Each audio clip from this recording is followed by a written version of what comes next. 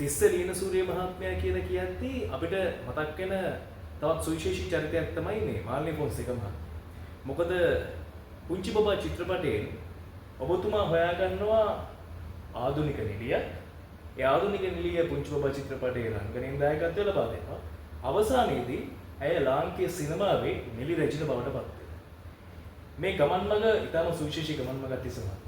අපි කොහොමද මේ සිනමා කෘතියේ එහෙම නැත්නම් පුංචි බබා චිත්‍රපටයේ මාල්නි ෆොන්සේකා මහත්මයා තෝරගන්නේ කියන ඒ කතාව පොඩ්ඩක් කියමු. මම සිංහගිරි නිෂ්පාදක සමාගමේ නිෂ්පාදකතුමා හමු වෙලා ඒ නිෂ්පාදකතුමා සුගතදාස මාරසිංහ මහත්මයා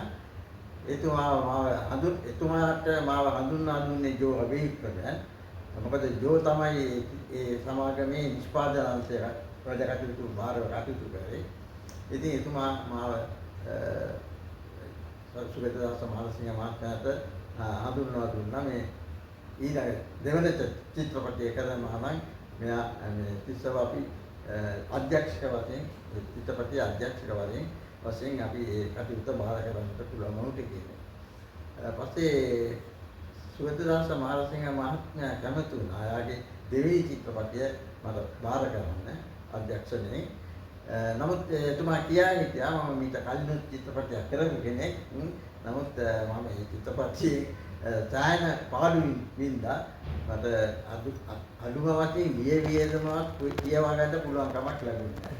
ඉතින් දිනසූරිය මහත්මයා මේ මගේ ඊළඟ චිත්‍රපටය කරනවා නම් මට කොහොම හරි මේ චිත්‍රපටයේ ලාභ උපයන්න පුළුවන් විදිහට චිත්‍රපටය කරන්න නැත්නම් මට ලොකු ප්‍රශ්නයක් වෙනවා කියන්නේ.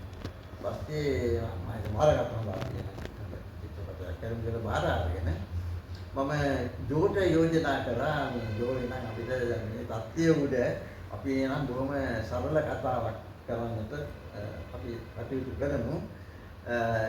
ඒ කතාවේ ප්‍රධාන නළුව සානිලිය වශයෙන් කටයුතු කරනවා නම් ප්‍රධාන නළුව වශයෙන් එහෙමනම් ජෝ ඒ කටයුතු බාර ගන්න. මම කරනවා ප්‍රධාන නළුවට මම කරන්නේ මේ ඒ කටයුතු කරන්නේ මේ නිලිය එක්කනේ නිලියක් තමයි ප්‍රශ්නේ නේද? නිලියක් කියන්නේ ප්‍රවීණ නිලියන් මේ රංගන ශිල්පිනියන් ගැන හිතන්නට අපිට පුළුවන් කමක් ලැබෙන්නේ නැහැ. ලොකු මුදලක් ඉදන් කරන්නේ නිසා ඒ ප්‍රකාර අපි කරන්නේ නවක නිලියක් අපි මේ චිත්‍රපටයේ ඉදිරිපත් කරමු හඳුන්වා දෙමු කියලා හිතාගෙන අපි පුළුවන් තරම් පුවත්පත් වලින් ප්‍රචාරය කළා. ඒ වගේම සම්මුඛ පරීක්ෂණ දෙලා උත්සාහ කරා අලුත් නිලියක් හොයන්නට පුළුවන් කමක් ලැබුණේ නැහැ. ඒ අතරවලදී අපිට දැනගන්න ලැබුණා නුවන් මේ අකල්වැස්ස කියන නාට්‍යයක් මේ දවස්වල පෙන්නනවා.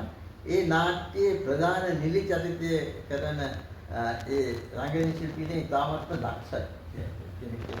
අපි ගියා දවසක් බලන්න ලුම්බිනි රකාලේ දෙන්නේ මමයි ජෝයි සිසිපාලක මාරසිංහ මහත්මයා තව සිසිර සේනාරත්නයන් අපිට සම්බන්ධ වුණා. කතාව ලියපු විමල වීර මහත්තයා අපි කීප දෙනෙක් ගියා මේ නාට්‍ය බලන්න. ගියාම මේ නාට්‍ය කලා අවසානයේදී අපි තීරණය කරා ඉතාමත්ම කියන්නේ දක්ෂ නිලියක් මේ ප්‍රධාන නිලිය වශයෙන් චිත්‍රපට මේ නාට්‍ය රඟපෑවේ මේ කියලා අපි තීරණය කළා. අපි කල්පනා කරුවා එන අපි ආයව දෙන්නගෙන මේ අහමු කැමතිද අයගේ කැමැත්ත ගන්න ඕනේ මේ නිසා අපි අහමු කැමතිද මේ චිත්‍රපටයේ රඟපාන්න කියලා. පස්සේ මාලිනීගේ මේ ප්‍රශ්නේ අහපු හැටියෙම මාලිනී කිව්වා පාටම මම කැමතියි කතායි. පස්සේ කියලා ඒ කිව්වා මගේ දෙමව්පියන්ගෙන් අහන්න ඕනේ. අහලා මම වචනයක් දෙන්නම් කියලා දවසක් අපි මේ මාලිනී ෆොන්සේකා මේ නිලිය මේ තාත්තිගේ ගෙදරට ගියා. කලණිය පදිංචිලා හිටියේ. අපි ගිහිල්ලා මේ හමු වුණා ඇගේ අම්මා තාත්තා ගෑම වෙලා මේ අපේ මේ අදහස කිව්වා මේ චිත්‍රපටයක රඟපෑම සඳහා තෝරගන්න ආයි කියලා. පස්සේ ඒගොල්ලෝ කැමති වුණේ නෑ. මාළිනිගේ අම්මයි තාත්තයි ඒක අදිමදි කරපු බවක් මට වෙන්නුණා. හැබැයි හොඳ වෙලාවට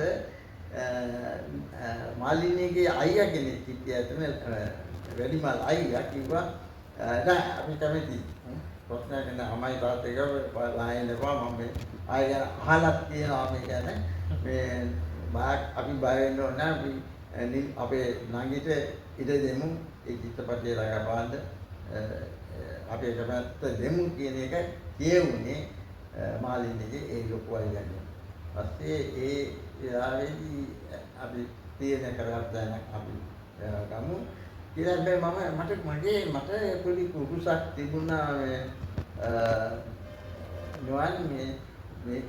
මේ මාධ්‍ය දෙකක්. කියන්නේ වේදිකාවේ සිනමාව.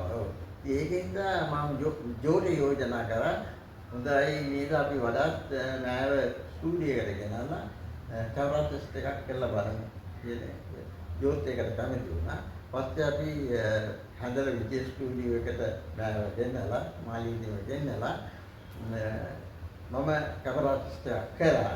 ඒ අවස්ථාවේදී මාලිනීට මම දුන්නා ඒ පිංචි බබා ස්ක්‍රිප්ට් එකෙන් කොටසක් මෙන්න මේ කොටස කරන්න කියලා බාර කළා. මම ඒ ගැන මම කියන්නේ නෑ කොයි විදිහටද කරන්නේ කියන එක. මම මේක අදහස මේකයි කියලා මම ඇයට මේ අදහස ඉපා දුන්නා. කියලා කිව්වා කරන්නේ. අය තාමත්ම හොඳින් ඒ කොටස කරා. හැමතිස්සෙම බැලුවේ අය වචන උච්චාරණය කරන විදිය, අයගේ ඉරියව් මූණෙන් පෙන්නන ඉරියව් හැම දෙයක් ගැනම තමයි මගේ අවධානය යොමු වෙලා තිබුණේ. පස්සේ කැමරා ටෙස්ට් එක අවසානයේදී අපිට තේරුම් ගියා මේ අය තමත්ම දක්ෂයි කිසි ප්‍රශ්නයක් නැතුව මේ චිත්‍රපටයේ ප්‍රධාන නිලිය වශයෙන් අයට බාර කරන්න පුළුවන් කියන නිගමනයට අපි ආවා.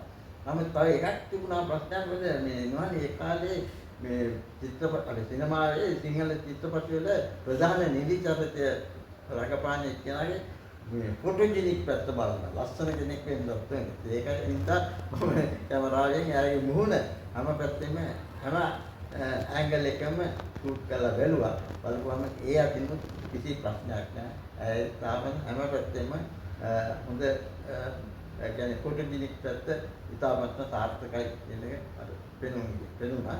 ඒ අනුව අපි තීරණය කළා කිසිම ප්‍රශ්නයක් නැතුව මේ අයව මේ පුංචි බබා චිත්‍රපටයේ ප්‍රධාන නිලි චරිතයට අපි අයව බඳවා ගමු කියන අපි ඒ තීරණය ඒ අවස්ථාවේ ගත්තා. ඔබතුමාට මොකද හිතෙන්නේ දැන් ඔබතුමා මේ විදිහට පුංචි බබා චිත්‍රපටයේ මාලිනී ෆොන්සේකා මහත්මිය තෝරා ගන්නවා මේ පිරිසත් එක්ක එකතු වෙලා. අවසානයේදී මාලිනී ෆොන්සේකා කියන මේ රංගන ශිල්පිනිය ලංකාවේ සිනමාවේ චිත්‍රපට ගණනාවකට තමන්ගේ රංගනයෙන් දායකත්වය දීලා විවිධ වූ ශාන්ත්‍රයේ චිත්‍රපටවලට අවසානයේ ඇය ලාංකේය සිනමාවේ නිලි රෙජින බවට පත් වුණා.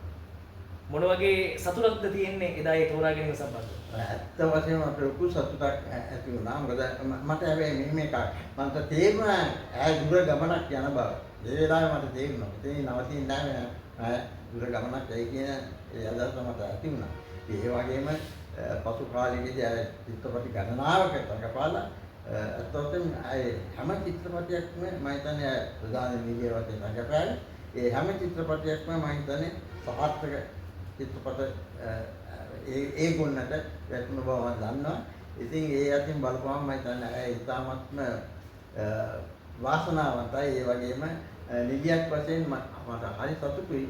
කොහොම හරි අය අපේ සිංහල සිනමාවේ නිලි රැජින වශයෙන් අපිට අයව ඒ තැනට ගෙන්න ගන්නට පුළුවන්කම ලැබුණ එක ගැන අතොතෙන් මම ඉතාමත්ම සතුටු වෙනවා.